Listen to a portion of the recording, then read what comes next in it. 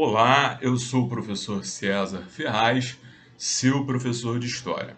Essa aula está sendo transmitida num ambiente controlado, na minha residência, mas se você está assistindo essa aula na escola ou no ambiente público, tome todas as medidas sanitárias recomendadas, ok?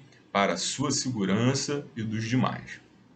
Então, a aula de hoje é Revolução Francesa. O que nós podemos destacar em Revolução Francesa? O que nós temos de importante em Revolução Francesa?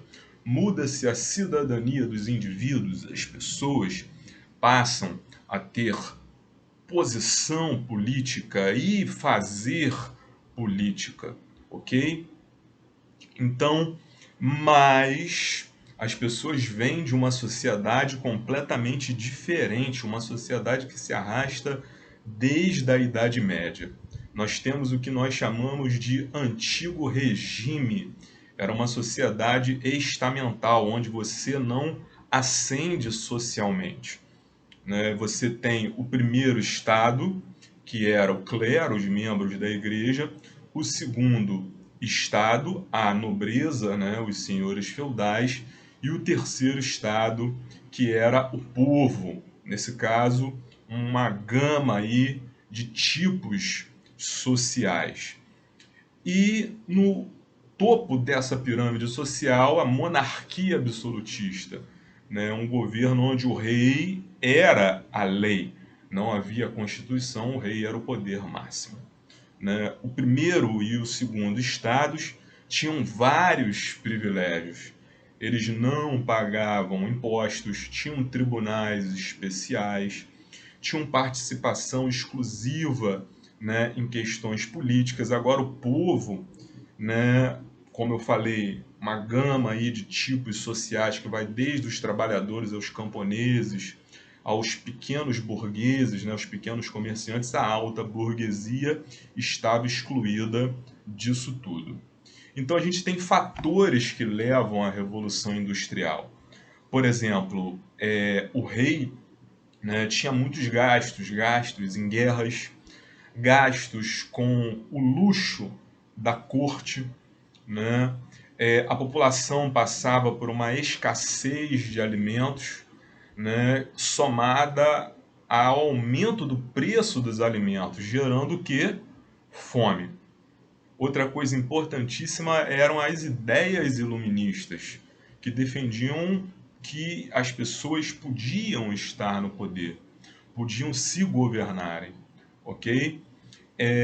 O rei ele tenta colocar ministros que vão estender os impostos para os nobres e para a igreja, mas eles fracassam. Só o terceiro estado pagava impostos, e aí o rei convoca aí a Assembleia dos Estados Gerais, ok?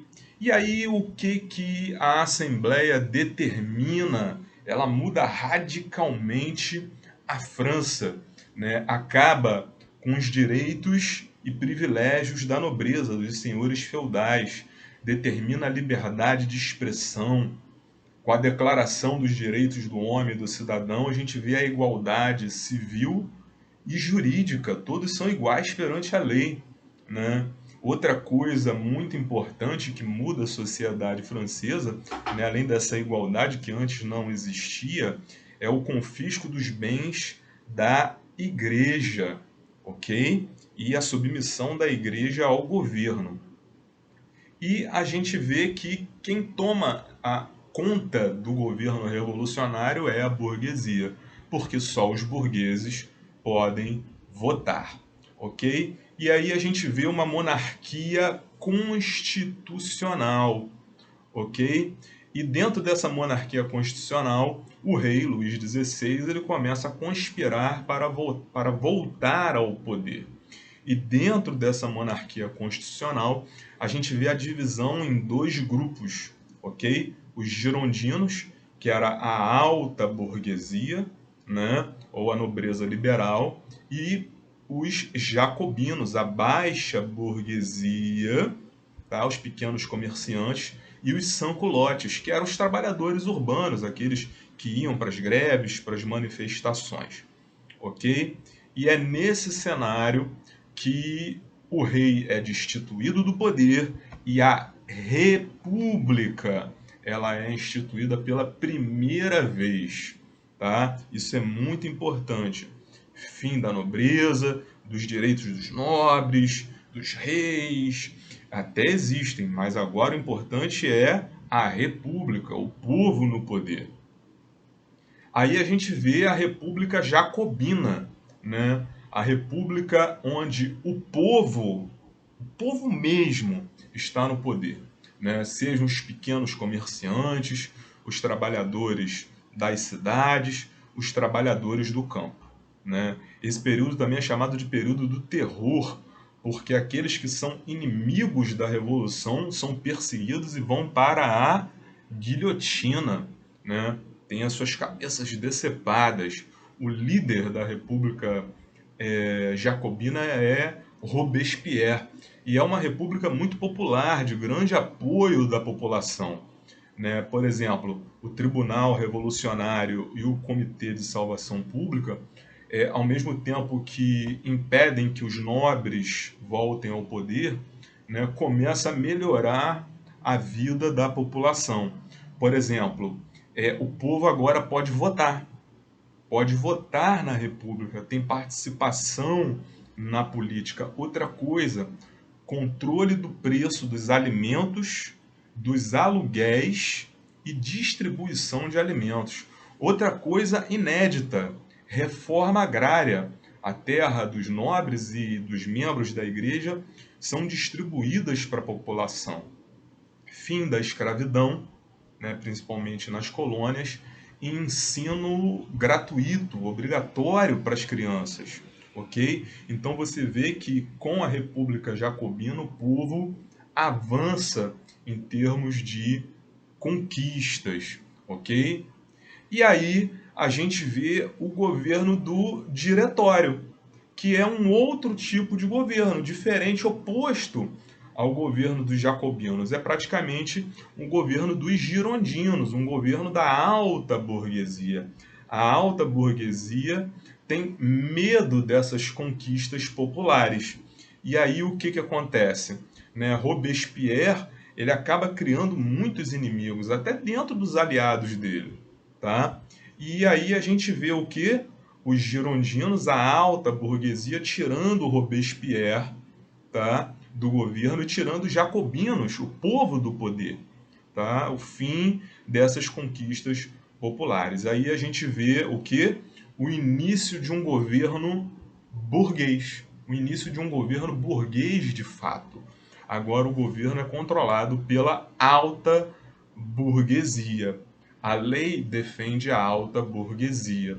Participa da política a alta burguesia.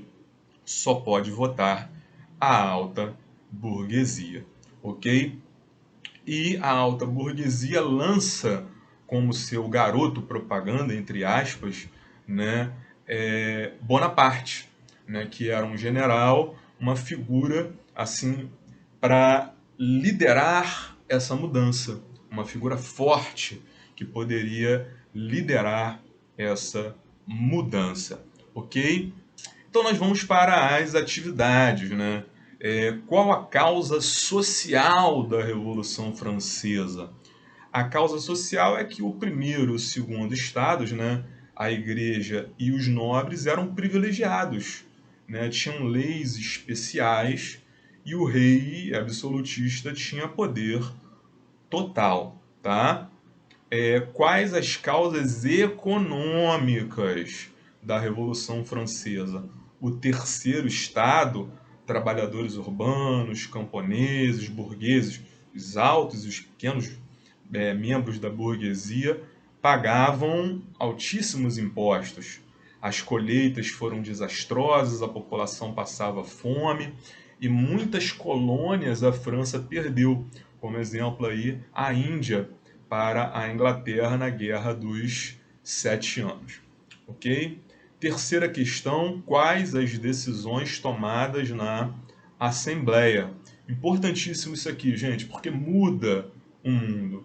Fim dos direitos feudais, confisco de bens da igreja, né? Tudo isso daqui vai permitir reforma agrária, terra para a população, declaração de direitos, que é a igualdade jurídica, todos iguais perante a lei, e outra coisa importantíssima, liberdade de expressão. Você podia criticar o governo e os políticos, é uma marca da República, né? A gente vê a República como um fundamento muito forte da Revolução Francesa.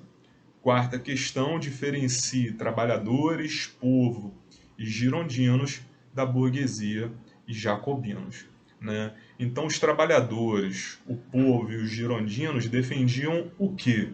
Né? Os girondinos eram o povo, eram os trabalhadores. Então, era educação universal, controle do preço de alimentos e aluguéis, reforma agrária, distribuição de bens dos nobres e clero e uma república em que todos pudessem participar. Já a burguesia, né, os girondinos, eles defendiam que só a burguesia podia participar do poder político, ok? Então a gente tem essa diferença aí. De um lado, os jacobinos defendendo o povo, do outro, os girondinos defendendo a alta burguesia. Então, qual é o marco da Revolução Francesa? A gente pode dizer que é a República, ok? E a igualdade jurídica e amplos direitos políticos para todos, ok? Então, essa foi a nossa aula de história sobre a Revolução Francesa com o professor César Ferraz. Um forte abraço e nos encontramos para dúvidas e mais informações sobre esse conteúdo muito, muito importante dentro da história.